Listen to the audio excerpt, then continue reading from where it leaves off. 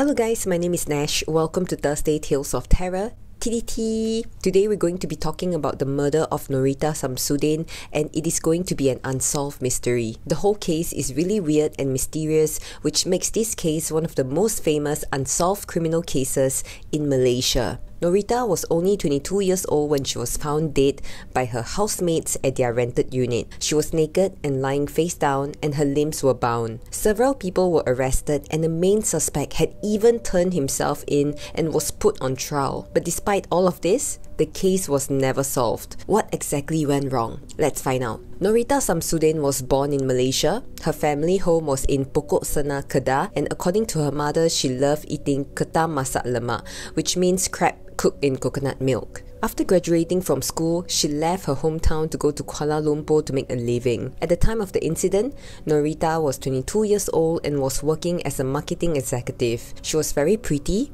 and was described as someone who was attractive, outgoing, very caring and very gentle. She also had a part-time job working as a model due to her good looks. At the time, she lived in Puncak Prima Galleria condominium near Sri Hatamas in a 3-bedroom apartment on the 7th floor. Noritta was living with two of her close friends, Azora and Azora's boyfriend, Kenneth. Azora was working as a guest relation officer in Crystal Club Lounge, and Kenneth was a DJ at the Novo Club. Due to the nature of their jobs, most of the time they would return home late. So the three of them had this agreement that if one of them stayed out late, the one at home would leave the dining light on. About a week before Noritta's death, she celebrated Hari Raya with her family back at her hometown. She was in high spirits as she revealed to her family her plan to get married the following year to her boyfriend. But according to sources, Noritta allegedly had several boyfriends, or she was dating several men at the same time. This is really important to share because they would all in some ways become suspects in the case. One of the men whom she was involved with was Hanif Basri Abdul Rahman, and no, this wasn't the man that she was going to get married to. They both met sometime in July 2003 at the Crystal Club Karaoke Lounge, and they were both instantly attracted to each other. It didn't take long for them to start hooking up. They would make it a point to meet at least once a week, but they would often chat over the phone daily. And by October 2003, they were meeting more than just once a week,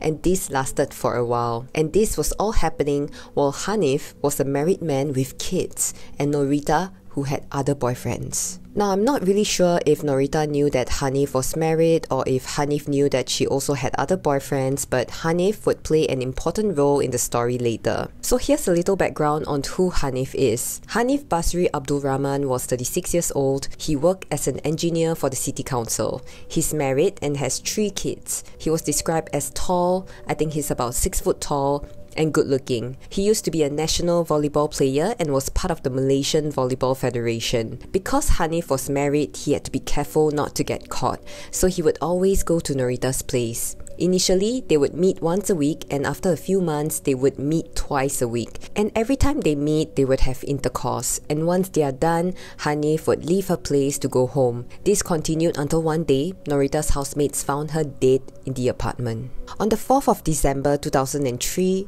Azora and Kenneth went out to a club. When they returned home, it was already way past midnight. It was about 4:30 in the morning. When they entered the house, they were a little puzzled because the house was in complete darkness. If you guys can remember, they had an agreement to leave the dining light on, so this was quite weird. As they stepped into the hallway, they smelled something strong.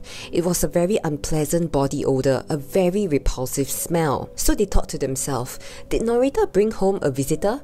They looked through the shoe rack and didn't find any unfamiliar shoes. There was also nothing unusual in the living room. After locking the front door, both Azora and Kenneth headed to their room slowly. When Kenneth was unlocking their room door, Azora noticed a silhouette of a man to her right, and she definitely felt a presence. She asked Kenneth if he had seen the man, and he didn't, and even told her that she was just imagining things. But Azora only had a couple of drinks and was still very much aware of her surroundings, and she wasn't drunk to the extent of imagining things. Feeling uneasy, Azora decided to check out the hall area and the kitchen, but there was nothing. Not until she realized that the front door was unlatched, and Kenneth had in fact locked it earlier, which means someone actually sneaked out of the house. Azora quickly alerted Kenneth, and together they called out for Noritta, but Noritta didn't reply. Kenneth then went downstairs to call the security guards as they suspected that their home had been broken into. He also asked the security guards if there was any visitor to his apartment because for most condos, visitors usually need to sign in. And while Kenneth was talking to the guards, Azora noticed that Noritta's room door was slightly ajar. She peeped in and turned on the lights in her room, and she noticed some items were scattered on the floor. Noritta was under a comforter and Azora was calling out to her, "Noritta? Noritta?" Then Azora began to pull down the comforter and she saw that Azora was completely naked and lying face down. Her head was inside a pillowcase, her hands were tied behind her back with an electric iron cord. Her legs were also tied with an electric iron cord and a bra. Panicked, Azora immediately rushed to her bedroom window and shouted for Kenneth, who was below at the guardhouse. As she was doing so, Azora noticed a man walking towards the guardhouse, and the first thing that came to her mind was that this man might be the same man she noticed in her house earlier. So Azora shouted, "Bastard, stop, I think you are a killer." And I think at that moment, she probably forgot that it was still in the early hours of the morning. But by shouting, she had hoped to alert the people in the guardhouse to stop the man from leaving. But it seems like nobody was there, and so the man just left. She then hurriedly rushed out of the apartment to go down and bump into Kenneth, who was with a security guard. So they all went back inside the apartment into Noritta's room. Kenneth proceeded to remove the pillowcase around Noritta's neck. After removing it, he found a bolster case tied around her face, covering her mouth. Kenneth untied the knot behind her head, and as the case loosened, a piece of face towel wadded into a ball fell out of Noritta's mouth. They also took a knife from the kitchen to cut the cords around her arms. At this point, Kenneth and Azora's friend named Miko arrived in the apartment. Azora had actually called Miko to explain what had happened to Noritta. Miko was actually partying with them earlier on and was probably the only one awake at the time for Azora to call. So Miko arrived and she tried to resuscitate Noritta by doing CPR, but it was too late, so they called the police. Police arrived not long after with a canine unit, and it was a German Shepherd.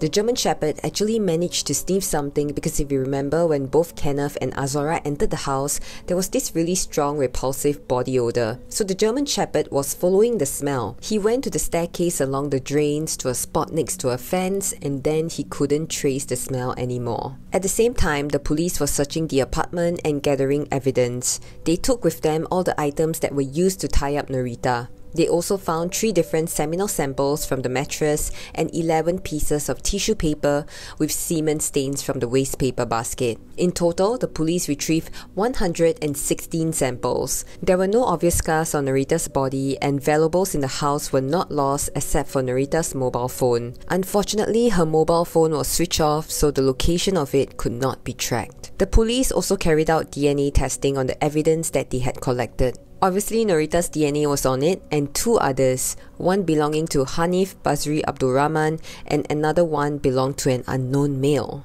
Hanif first got news of Noritta's death on the 5th of December 2003, and by the 7th of December 2003, his names were all over the news, and so Hanif just decided to turn himself in. Several people were also brought in for questioning. Kenneth and Azora, Lim Shon-kia, who was Noritta's boyfriend, Shahfrul, Azrin, Azman, a stockbroker, and even Miko as well as the security guards. I'm not sure if more people were brought in, but most of these people were close to Noritta or they were there when she was dead. But all these people were eventually released, and Hanif was regarded as the main suspect. Before Hanif turned himself in, he actually shaved his pubic hair and trimmed his nails. During trial, prosecutors brought this up because they believed that he wanted to destroy all evidence linking him to Noritta. On the other hand, it could be just personal hygiene, I'm not sure. But Hanif had also apparently asked if the DNA evidence could link him to Noritta's room at the night of the murder, which didn't really help his case very much. A post-mortem revealed that Noritta died of suffocation and that she was either raped or had engaged in intercourse prior to her death. On the 22nd of December 2003, Hanif was charged with Noritta's murder. If found guilty, he could be sentenced to death. But Hanif pleaded not guilty. On the 7th of May 2004, trial began, and it was a lengthy trial. It lasted for about 28 days. During the court hearing, security guards of the condominium testified that Hanif was a regular visitor to the condominium and that Hanif was always seen with the victim late at night.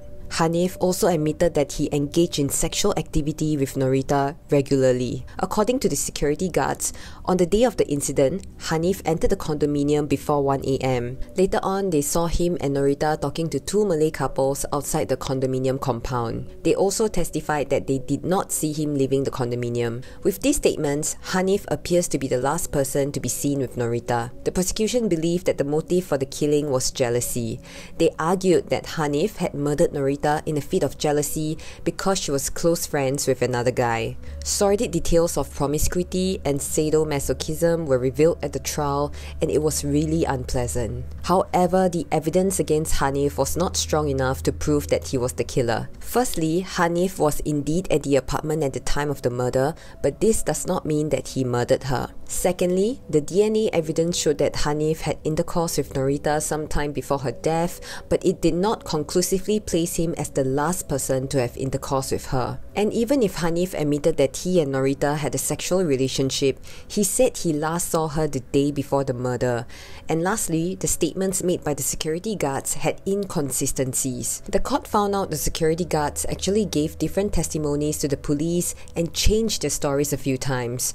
They tried to argue that they were in a panic mode and failed to remember what happened. But even if the testimonies were accepted, they were still only circumstantial, and the testimony of the two housemates, Kenneth and Azora, actually contradicts theirs. The housemates testified that they knew Hanif very well, and both mentioned that they had never smelled such a foul odor emanating from Hanif. As a matter of fact, Azora testified that the man she saw had a darker complexion than Hanif. And now let's talk about the presence of the unknown male's DNA. Evidence showed that unknown male was the last person to be with the deceased, as it was his hair and not Hanif that was found on her bed. His semen stains were also found on the bolster, on a bra, and on the electrical cord that was used to tie her up, under her nails, and in her vaginal and anal swabs. In other words, Hanif was not the last person to have intercourse with Noritta, and he was not guilty of her murder. So on the 1st of July 2004, the High Court acquitted Hanif without calling for his defense.